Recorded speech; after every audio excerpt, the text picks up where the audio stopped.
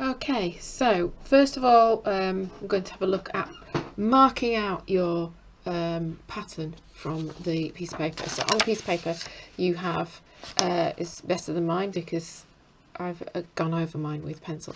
So you have your basic heart shape, and then the markings inside are actually for the different rows of stitching. So you don't need to heavily mark those, it's more just an idea of where to get started.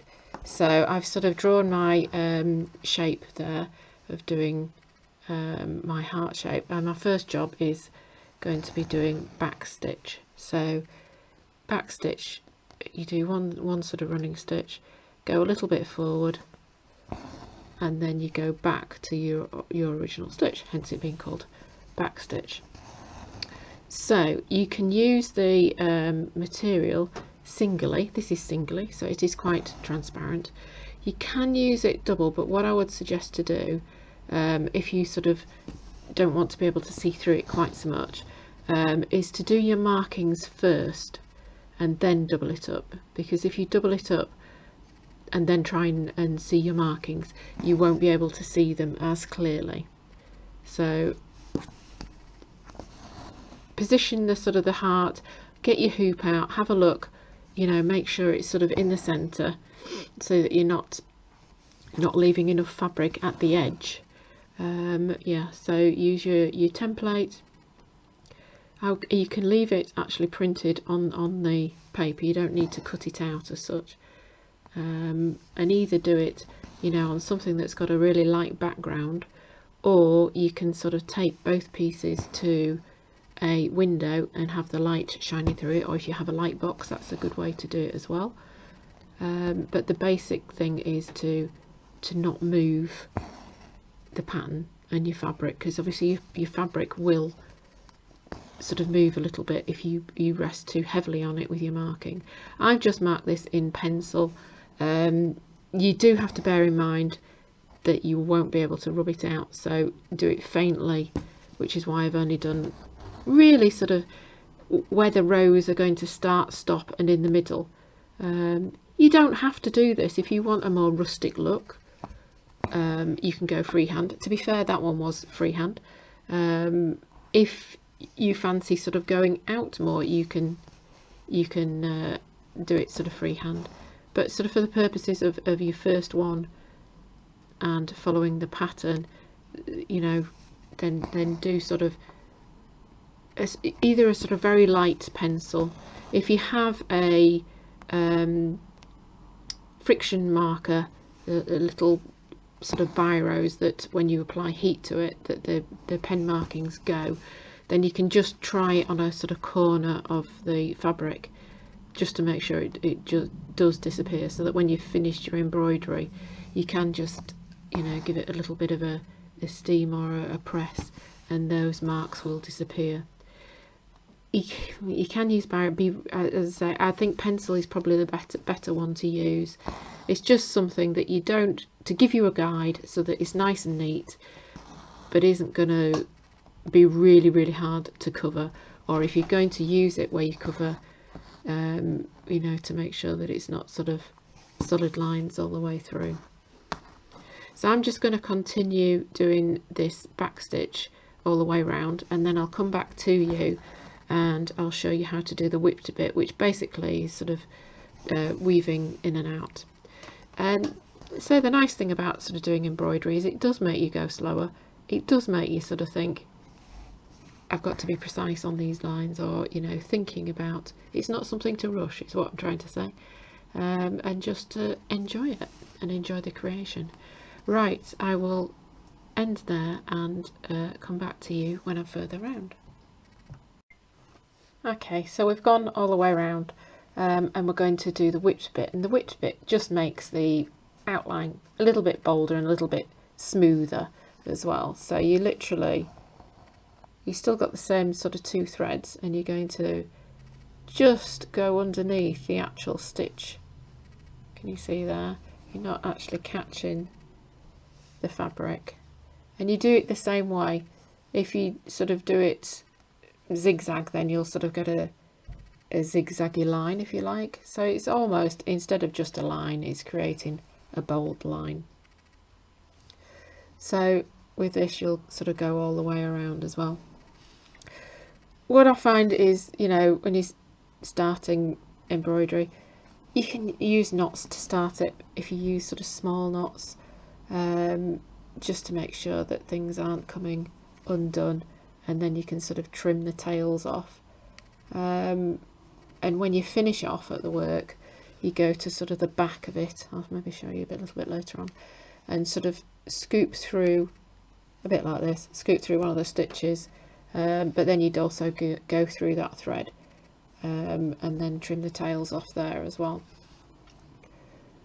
It's about sort of trying to make it, you know, easy for you, and enjoyable, and not get too hung up on, you know, everything being so perfect the first time.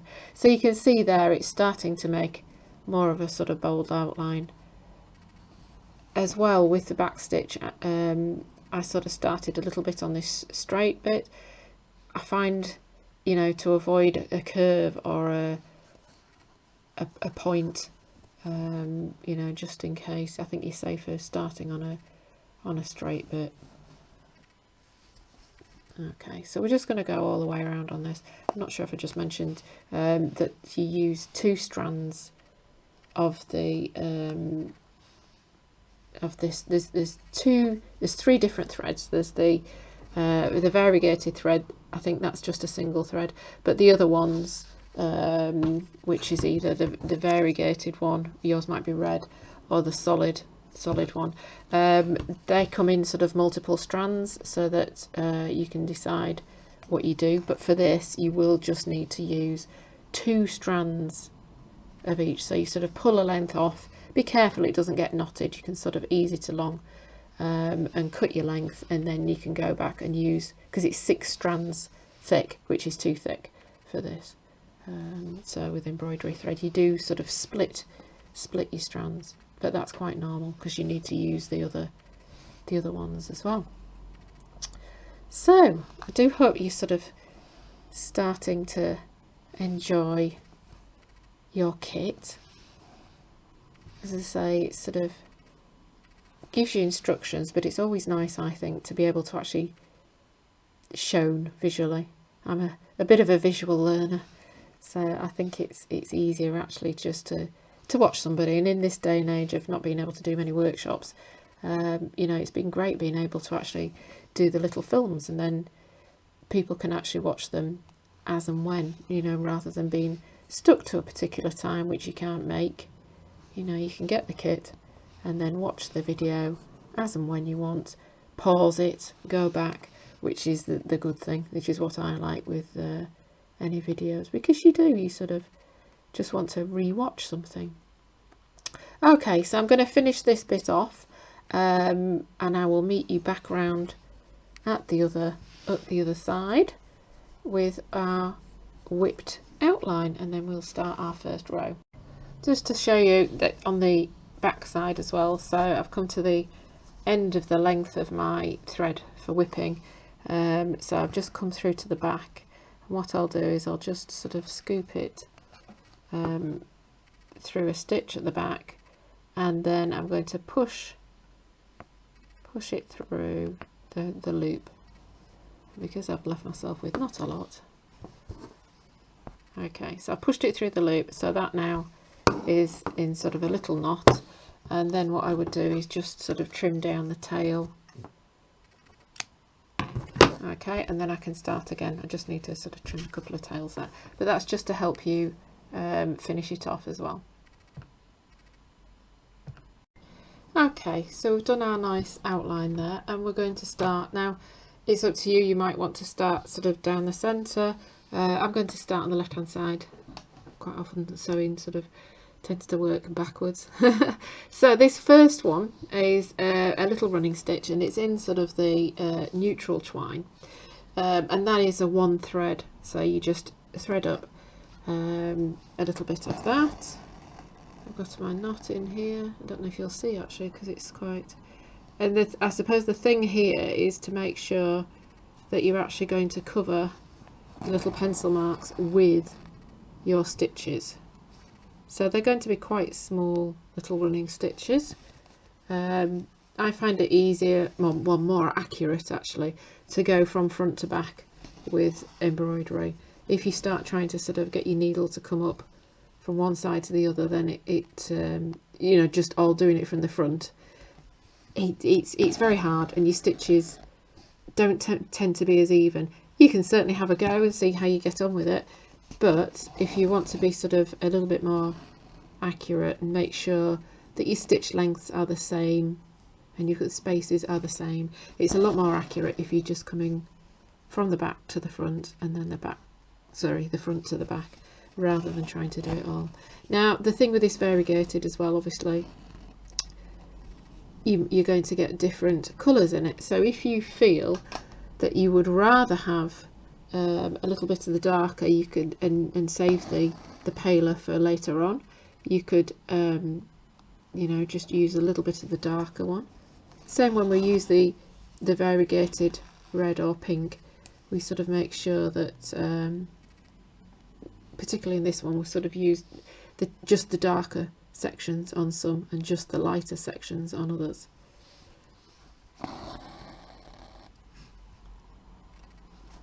So running stitch is a sort of basic stitch. It's a very decorative stitch. There's all sorts of things you can do with running stitch. There's lots of sort of cantha patterns, they call them, which are very, very old, and they use just variations of running stitches, short stitches, long stitches, parallel stitches, using them in different directions. So, you know, it's just a good sort of exercise really to practice with, really, and to start with. Okay, so that's our running stitch. I'm now going to get the darker part of my variegated silk on my needle, and I will show you the next stitch. Okay, so a chain stitch zigzag. This might take a little bit of practice, to be fair, on some of your spare cloth. It's like a chain stitch, but it just goes in a zigzag basically, but it just takes a little bit of fiddling about with. So we make a stitch, so about 45 degrees, and the trick with this is to keep your stitches the same size. The thread goes around the needle and pull it through gently, and then as you sort of reach that point, you're going to secure that stitch down. Okay, but then to make the next stitch we need to sort of come back up, sort of just to say in the petal of your chain stitch. Okay, so then you make another stitch from here, because we're sort of working zigzag across, so you want the same sort of angle, the same sort of size stitch, in and out on the top on this one, and then just your thread around the needle and pull it through. And it's about sort of keeping those zigzags sort of neatish. Little stitch to secure.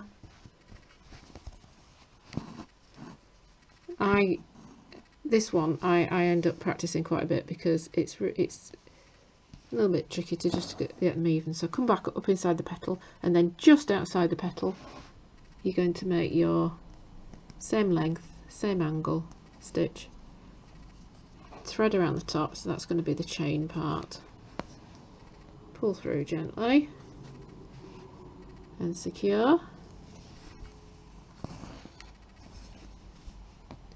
and then we come up just, sorry it is a little bit close this, I'm trying to see what I'm doing as well with my slightly older eyes. So yeah, do forgive me, but this one is a good stitch to sort of practice.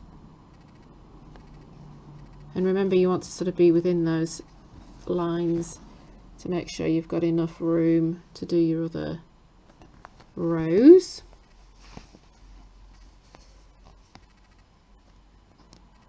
And this one is in the darker part of the variegated. So if you have a variegated red or a variegated pink, depends which kit you've got, I might have even moved on to different ones. It's the darker part of the variegated, and I always say don't throw any sort of spare bits of thread away, you know, because obviously you're going to need different parts for different. So just have like a little threads purse or bag that you know nearby you, so that you can keep these things, because you don't know what you're going to need by the end of it. And then, you know, for other projects it's always nice to have just something to sort of go at. So you're going to work all the way up, and hopefully with your markings just at sort of the top and the bottom, you'll be able to sort of just keep a guide on it. I mean, there is a sort of theory that you can do little zigzaggy lines, but again the issue is then that you've got that definite mark on your work. If you have a friction pen like we talked about, I mean that's a good way to sort of practice, just actually with just a normal cotton if you like, or you know some spare thread. You don't want to use sort of thread from the kit because you may run out of thread. But it's a nice one to practice, and the more you practice the better you get at it. So we'll probably get into the last couple of stitches here.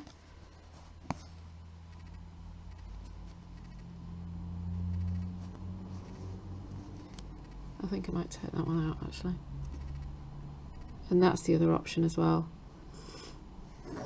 Don't be afraid that if you think I can do that better, you know, go backwards and do it. So that's your zigzag chain stitch. I'm just going to make that neater at one end and the other, and then I will meet you back. Okay, so the next stitch we're going to do is this one, which is a fly stitch. So again, you've got your sort of your variegated neutral there, and it's sort of a series of back stitches really, to get yourself a sort of almost growing leaf style. So when you're doing the upwards leaves, or the flies, get them so that they're parallel. And again, I think it's going to be better to always work, you know, from back to front and front to back, rather than trying to work on one side and sort of guess that you're going to get it. And so then you come down and do the middle one. Once you've done the middle straight one, which should be going up your line where you've got your just your little markers that you made, then you go and do the upwards one, come back to the center, and then from behind go parallel, and show you, oops, making sure you're not too close to the next line, and then you come back down to the middle, so that your stitches, whether they are the vertical ones or the ones going off at an angle, are of a similar size. Okay, so we do the central one, then we do left hand side, back to center, the right hand side, which is going to be parallel. So even though you may have just ever so slightly sized leaves, if you like, coming out, they're going to be the same on both sides, and your central one on this one is just going to be a straight stitch. So we're getting that sort of nice combination of deep colours. Oops, what happened there? And variegated, and together with a little bit of neutral, so it does give it a little bit of a sort of rustic country style look. It's not as precise as something like cross stitch, it's a different type of thing.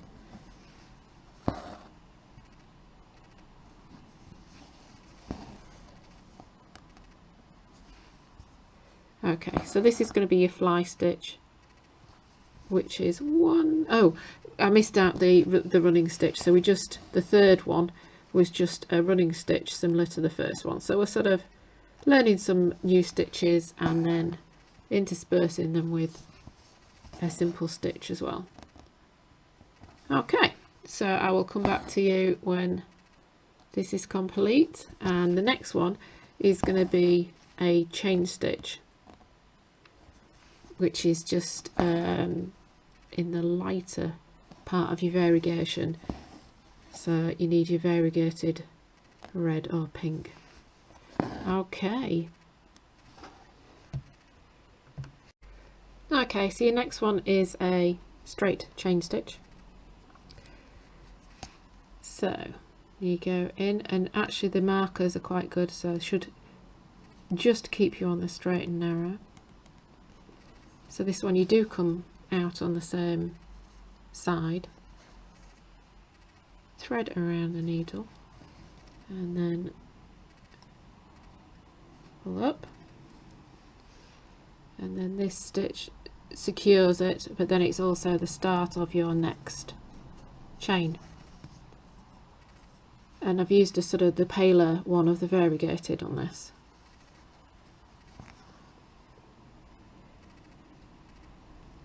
Okay, so this should just follow the line of your marks, and actually as you start to go, you know, it looks a little bit weird when you've got these marks on your work, it doesn't look very nice, but then as you start to build it up and cover up the marks, you know, it all starts to fall into place a little bit more. The thing with our kits is we like to do things that aren't too onerous, because I think if you have a long project, they just become unfinished projects. So you want something that's doable in not too long a time. You want something not too hard, achievable, but looks nice, a skill that you've learnt, and also something that's useful. Yeah, something that you would have in your home if you were buying it, you know, without having made it, if you know what I mean. So I do like to make them so that they're suitable for teenagers, they're suitable for adults, you know, it's something that you could have in your home, in a bedroom, in a living room, and it hasn't taken you a year and a day and you've got completely frustrated with it and put it down. Oh, obviously put them down, but you know, that you haven't sort of gone off the craft altogether. I think it's very important that you enjoy it, and that's why our projects are sort of probably smaller projects, but then as you become more confident, then you can build up and create your own, you know, and see which way it takes you. But these ones are great. But also, if you just fancy something like, you know, we all like reading long books, but sometimes it's just nice to read a quick novel that you know you're going to get finished. There we go. So that's that line done. And actually it's quite nice to be able to sort of see the variegation in the pink there. So that's your sort of straight chain. The next one is going to be a cross stitch, and that's going to be in the same colour as the outline. Okay, so the next one is a little cross stitch, and I'm just using sort of my markers to give me a sort of straightish line, and I'm not going, you sort of, with some of these bigger stitches, your markers almost have to go sort of down the middle, if you like, otherwise you'll end up with not enough space. So you do the first cross there, and then you come up from behind, making sure that you're parallel with both the corners there, the one of the previous stitch, the top and bottom of the previous stitch, and then making sure that you're parallel again there. Then you should hopefully get a nice even cross. So that's what you're going to do for this row you're just going to work your way up for this, and then the next one is a running stitch that's whipped, but it's going sort of curling, so one side then the other, rather than when you did the outline of the heart you made sure that you were always whipping from the same side. Okay, so I'll continue there and then I will see you on the next row. Okay, so just to show you the whipped part, so we did just a basic running stitch on the next one, and then we go sort of in and out, so this then creates more of a curve.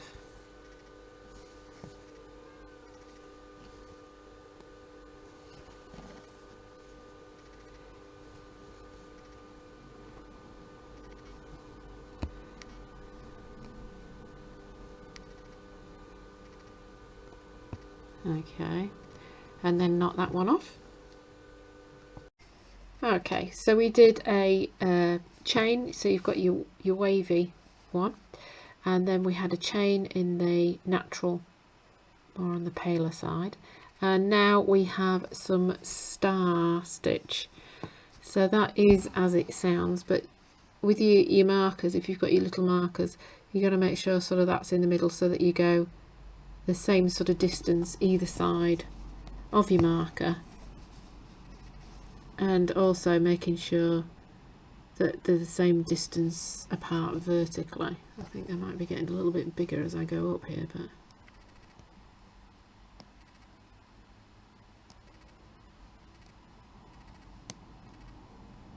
okay. So you do a horizontal, a vertical, and then two that crisscross, and then that gives you your star. So you sort of go in between the middle of the cross, just to cross over there.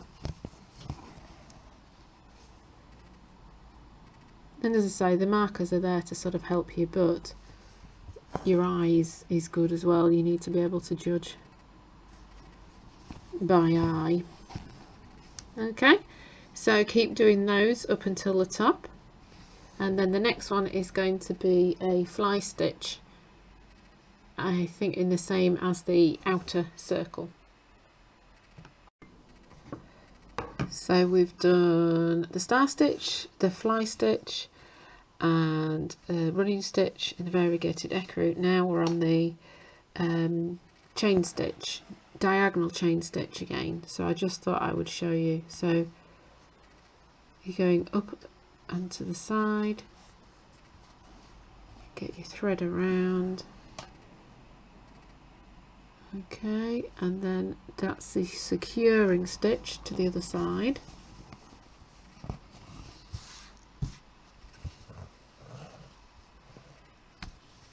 But then we come up again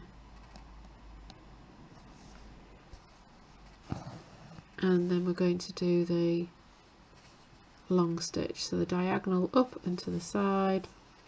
Oops, just one around,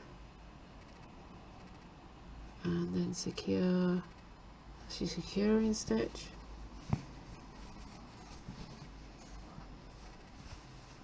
and you come up either inside the petal or very close to inside the petal, and then you make your long stitch, so you're going up and diagonal, thread around, securing stitch. Now what you've got in your pack is an embroidery needle, so if you, because you could actually, you know, it's nice in the actual hoop this, but if you would like to reuse your hoop, you could, you know, have it as part of a cushion, part of a napkin. You could make it into a card, and then you've got your embroidery needle and your embroidery hoop to carry on with, you know, or do another one of the same pattern. Obviously you may need I think there might be enough fabric, but you will need different threads So there's just enough thread. So we're going up and diagonal, round,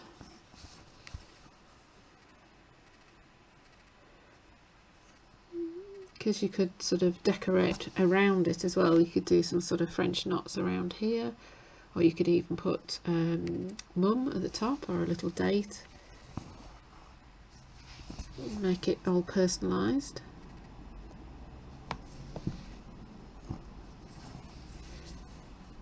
So as I say, you're learning some different stitches here. You've learned chain stitch, diagonal chain, fly stitch, star stitch, cross stitch. So you've got a good sort of selection now to get going on a project after this as well. Do let me know how you get on. I love seeing people's creations from the kits, because in actual fact, when everybody does it, they add their own little, you know, your own personality to it.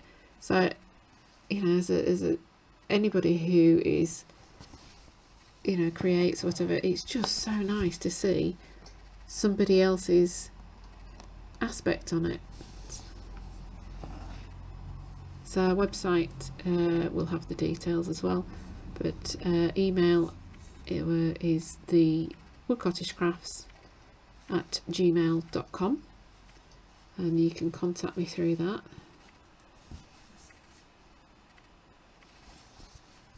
So as we come to the end of this, some of the stitches are repeating. If you prefer to do one particular stitch, you know, then that's entirely up to you if you want to sort of carry it on. So I'm going to pause here, and I will join you when we've finished it, just for the finishing touches. Okay, so we finished ours off a little bit different. You've got your basic stitches there. So we did a laced whipped running stitch and some little crosses there, but very, very similar. So there's a red and the pink one. And actually, to sort of finish off, I actually doubled the fabric over on the back of it, so you can't see the stitching. You do have to make sure that all your threads are sort of into the heart or trimmed, so you can't see them. And then I trimmed both lots of fabric to the same sort of distance around the hoop, and did a fine running stitch all the way around the edge to pull it in and draw it in. So there is your finished hoop, just with a little bow around there, and then I've got some twine to hang it from. So I do hope you've enjoyed this video tutorial, and that it's helped you do the kit. Thanks very much for watching. Bye.